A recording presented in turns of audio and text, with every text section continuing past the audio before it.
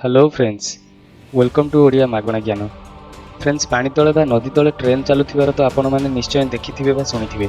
मात्र आम भारत रे स्वप्न एबे पूरा हेबाकू जाउछि। कलिकता भारतर प्रथम अंडर वाटर मेट्रोर शुभारंभ होबाकू जाउछि। किछि दिन आगरु आम भारतर रेलवे मंत्री पीयूष गोयल एहाकू उद्घाटन करिसेंति।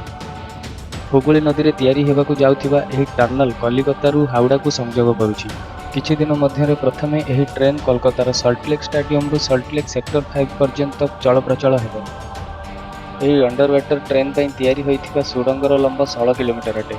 सुडंगकू पानीठू रोहुथिबा विपदठू बंचाइबा पई एथिरे दुनियार सबुठू भल टेक्नोलोजीर व्यवहार करा जाइछि, जेउथिरे रूसिया एवं थाईलैंडर बहु विशेषज्ञ मध्य शामिल अछंती।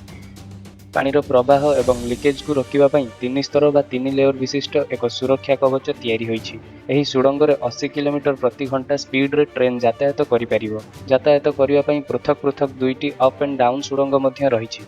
अंडर वाटर रेलवे प्रकल्प पई सरकार प्राय 8575 कोटी टंकार पुंजी निवेश करिसेंती। एही प्रकल्प 2009 रे आरंभ होइतिला एवं 2021 सुद्धा कार्यकारी हेबो बोली आशा करा जाउछि। तो फ्रेंड्स कोन आपण एही अंडर वाटर ट्रेन रे ट्रैवल करिया को चाहुछंती कि कमेंट करी आपनको मतामत निश्चय जणांतु।